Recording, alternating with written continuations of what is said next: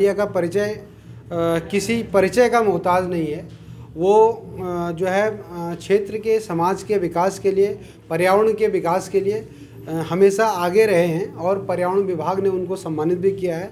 उनके परिचय के बारे में बात करें तो वो बीडीसी मेंबर भी रहे हैं अपने क्षेत्र के 2014 से 2019 तक। इसके अलावा उन्होंने नैनीताल विधानसभा क्षेत्र के प्रतिनिधित्व के लिए लड़ाई लड़ी थी और उन्होंने वहां से चुनाव लड़ा है और इस बार पार्टी ने उन पर भरोसा जताते हुए उन्हें कालाढूंगी विधानसभा से जो है उन पर भरोसा जताया है और उन्हें दावेदार घोषित किया है। सुंदर जी, हम आपसे जानना चाहते हैं, क्या आपके जो है चुनाव के मुद्दे हैं, किन मुद्दों को लेकर आप जा रहे हैं? देखो, मेरी प्रमुख जो मुद्दे हैं, कालाढूंगी विधानसभा क्षेत्र में अभी तक मूलभूत सुविधाओं का बहुत अभाव है क्योंकि 10 साल कांग्रेस की सरकार रही, 12 साल बीजेपी की सरकार चल रही है। 2 साल उत्तराखंड जब अलग हुआ था, 2 साल बीजेपी के गिफ्ट में मिले थे।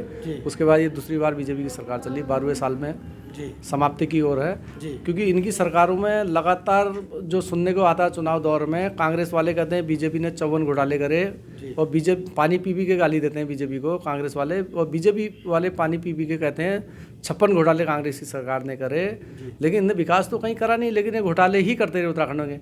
अगर ये उत्तराखंड के विकास में इतने ही अग्रणी रहते तो निश्चित है कि यहाँ के बेरोजगारों को रोजगार मिलता, उत्तराखंड से पलायन रुकता और जितने भी अब हमारे लोग जो 70% जो रोजगार उद्योग धंधे लगे हैं, इनमें 70% युवाओं को रोजगार मिलता तो शायद बेरोजगारी भी दूर होती, उत्तराखंड का पलायन भी रुक सकता था।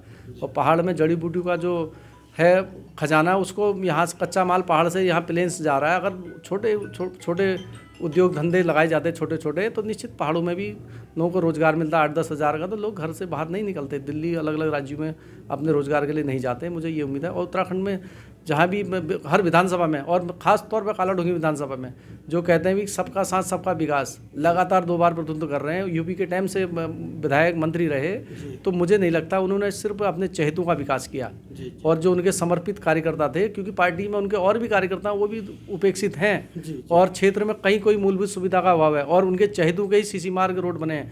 अनुसूचित जाति बाहुल्य क्षेत्र में भी, कालाढूंगी क्षेत्र में 70,000 की आबादी अनुसूचित जाति की है, तो मैं लगभग 99% अनुसूचित जाति के जो रास्ते हैं उनके रास्ते आज तक बिल्कुल कच्चे पड़े हुए हैं। उनकी दयनीय स्थिति है, उनको कोई मूलभूत सुविधाओं का अभी तक कोई लाभ नहीं मिल पाया। तो मैं और सामान्य में भी उनके गिने चुने ही जो समर्थक रहे हैं उन्हीं को लाभ मिला है, क्योंकि मैं हर क्षेत्र में जा रहा हूँ तो मुझे सभी लोगों का अच्छा सपोर्ट मिल रहा है, सर्व समाज का, क्योंकि हमारी पार्टी का मुख्य उद्देश्य है वो सर्वजन हिताय सर्वजन सुखाय।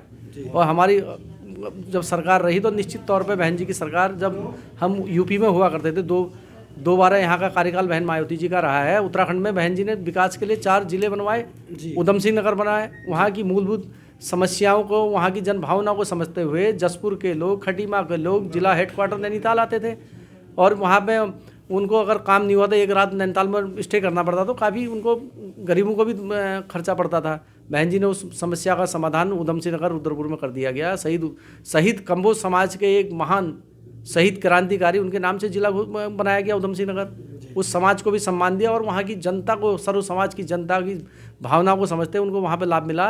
और चंपावत जो नया डिस्ट्रिक्ट बनाया बहन जी ने, जो दूसरी सरकार में बनाया था चंपावत, जो दूसरे वाले कार्यकाल में, और बहन जी ने जब वहाँ की समस्याएं, जो टनकपुर से लोग, चंपावत के, देवीधुरा के लोग पिथौरागढ़ अपनी मूलभूत समस्याओं के समाधान के लिए जिला हेडक्वार्टर जाया करते थे, तो वहाँ की जन भावना को समझते बहन जी ने चंपावत जिला बनाया और वहाँ पे सर्व समाज के लोगों को रोजगार भी मिला। कम से कम 10,000 लोगों को रोजगार मिला हुआ हर विभाग में, लाखों लोगों को वहाँ की ज़मीनों की वैल्यू बढ़ी और स्वरोजगार मिला, तो विकास हुआ। और वैसे ही बागेश्वर की कंदराओं से, कपकोट, भराड़ी से लेके लोग अल्मोड़ा जो जिला हेडक्वार्टर आते थे जिले की अपनी समस्याओं के लिए गए, लेकिन उनका कोई काम नहीं बनता था, अल्मोड़ा रुकना पड़ता था, उनको काफ़ी अपना पैसा खर्च करना पड़ता था गरीबों को। तो बहन जी ने उन जनभावनाओं को समझते हुए तो बागेश्वर में उनकी समस्याओं का समाधान किया, बागेश्वर में जिला बनाया, हज़ारों लोगों को वहाँ पर रोज़गार मिला और स्वरोजगार भी लाखों लोगों को मिला। कई लोगों की ज़मीन की वैल्यू ख़त्म थी, तो वहाँ पर आज लोग करोड़पति अरबपति हैं इन जिलों में। और वैसे ही रुद्रप्रयाग, चमोली और गोपेश्वर, कर्णप्रयाग और ये अपना इस रुद्रप्रयाग जो जिला नया बनाया था, तो उनको अलग अलग दूरी पर जाना पड़ता था। जब वहाँ की जन भावनाओं को समझते हैं गढ़वाल के लोगों की, बहन जी ने वहाँ पे रुद्रप्रयाग की उनकी समस्याओं का समाधान करा।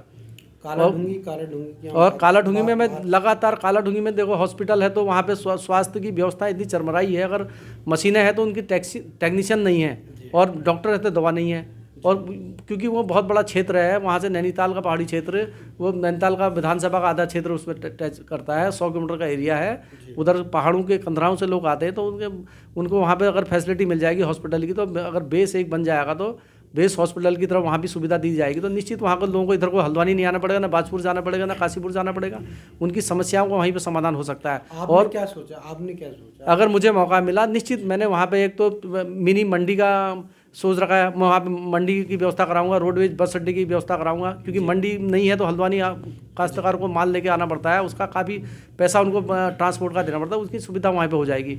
और वहाँ पे एक डिग्री कॉलेज की व्यवस्था करनी है, रामनगर हल्द्वानी आते हैं लोग, वहाँ के लोगों को वहीं पर रोज़गार मिलेगा, वो पढ़ाई का हो जाएगा। और उसके साथ साथ हमें रोडवेज बस अड्डे की मांग भी है काफ़ी लंबे समय से, उसको भी पूरा कराएंगे रोडवेज की। और छोटे छोटे उद्योग धंधे भी लगवाएंगे जहाँ पे लोगों को स्वरोजगार और क्या कहते हैं उद्योग धंधों में रोजगार मिल सके। 15,000 का रोजगार अगर न्यूनतम जो लोग वहाँ पे छोटे मोटे उद्योग धंधों में काम करें, जो उनको 8,000 7,000 की तनख्वाह मिलती है, उसको 15,000 का न्यूनतम वेतनमान की भी व्यवस्था करवाएंगे। उसको सरकार से वो निश्चित रूप से 15,000 के कराएंगे।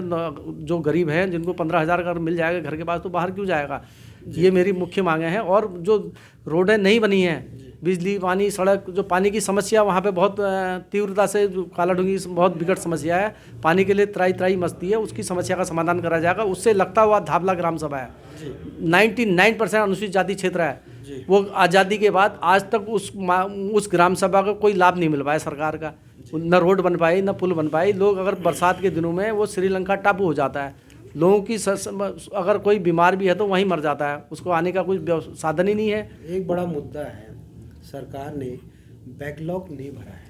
हाँ, तो उस मुद्दे पे आप अगर जीत के आते हैं तो उस मुद्दे पे आपका क्या रहेगा? देखो, कांग्रेस बीजेपी की सरकार, कांग्रेस ने 5 सितंबर 2012 को उत्तराखंड से पदोन्नति आरक्षण समाप्त करा, क्योंकि आरक्षण यहाँ पे उत्तराखंड में 25% से भी ज़्यादा अनुसूचित जाति की आबादी है। वैसे तो 48-35 अलग अलग जिलों में इतनी आबादी है, लेकिन ये लोग गलत दर्शाते हैं, कहते हैं कि आप 19% है, 19% आरक्षण मिल रहा है। और उसी में जो पदोन्नति आरक्षण मिलता है, लोगों को गुमराह करते हैं कि यार आरक्षण तो से आदमी वो हो रहा है। भाई आरक्षण तो हमको 19% आरक्षण मिल रहा है, तो उसमें से 8% लोगों को भी नौकरियां नहीं मिल पा रही, आरक्षण पूरा नहीं भरा जा रहा है। तो उसी में बैकलॉग का जो था, ये बैकलॉग का पद भरे दिए होते तो कांग्रेस की सरकार ने 10 साल में, तो निश्चित लोगों को लाभ मिलता, क्योंकि इनने कांग्रेस की मैं पहले बताऊं आपको, 5 सितंबर 2012 बहुगुणा जी मुख्यमंत्री और कांग्रेस के अनुसूचित जाति के बड़े एक नाम से मिनिस्टर रहे, उनके वो साइन से वो पदोन्नति आरक्षण समाप्त कर दिया गया। भाई मैं कहना चाहता हूँ कि भाई कांग्रेस को लगभग अनुसूचित जाति का वोट पहाड़ों में या उत्तराखंड में देता है, तो हम कहते हैं, कांग्रेस वाले कहते हैं हम अनुसूचित जाति की हितैषी पार्टी है, तो कहाँ से लगता है? उसमें हमारे अनुसूचित जाति मोर्चे के लोग, विधायक, सांसद, मंत्री, और वैसे ही बीजेपी में जो अनुसूचित जाति के मंत्री, विधायक, सांसद, अनुसूचित मोर्चा इनके बने पड़े, इन्होंने कभी कोई आपस में विरोध नहीं करा। भाई तुमने पदोन्नति आरक्षण उत्तराखंड से क्यों खत्म करा? भारत का पहला राज्य उत्तराखंड बना था जब यहाँ से पदोन्नति आरक्षण समाप्त कर दिया गया, न बीजेपी ने विरोध करा। फिर उसी को बीजेपी की सरकार आई, बीजेपी ने उसको सुप्रीम कोर्ट में पैरवी नहीं करी तो समाप्त हो गया।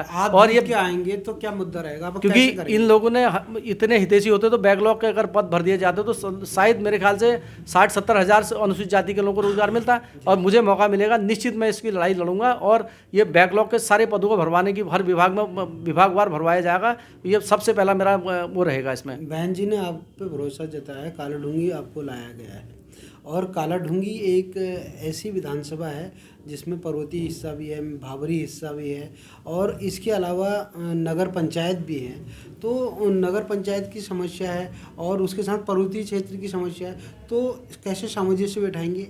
क्योंकि काला ढूंगी जो क्षेत्र है बहुत बड़ी विधानसभा है, क्षेत्रफल के हिसाब से और आबादी के हिसाब से सबसे बड़ी विधानसभा है, क्योंकि इसमें अनेकों समस्याएं हैं। बिजली पानी की समस्या तो है आज़ादी के बाद, क्योंकि ये सरकारें अभी तक कुछ नहीं करवाई आज़ादी के बाद। 22 साल, हम पुरानी बात को छोड़ दो, 22 साल उत्तराखंड बने हुए, 10 साल कांग्रेस की सरकार, 12 साल बीजेपी, ये लोग वहाँ की अभी तक मूलभूत समस्याओं को, बिजली पानी सड़क की समस्या नहीं सुलझा पाए। रोजगार कहाँ से देंगे? क्योंकि ये समस्या में उलझाई रखना चाहते हैं, रोजगार की तो आदमी बात ही नहीं कर पाता इनसे। तो अगर मुझे मौका मिला, निश्चित आपको 1 साल के अंदर काफ़ी परिवर्तन देखने को मिलेगा। और क्योंकि काला ढूंगी क्षेत्र में नगर पंचायत क्षेत्र जो है, नगर पंचायत क्षेत्र में पानी की सबसे बड़ी समस्या है। अगर वहाँ पे और रोजगार भी मिलेगा, मंडी बनेगी, रोडवेज का बस अड्डा बनेगा तो लोगों को स्वरोजगार भी मिलेगा। और मेरी प्राथमिकता रहेगी वहाँ पे जैसे बिजली पानी के बिल ज़्यादा आते हैं तो उसको भी कम कराया जाएगा, उनको ब्याज को समाप्त करके मूल रकम ही जमा करवाई जाएगी। ये मेरा प्रथम प्रयास रहेगा।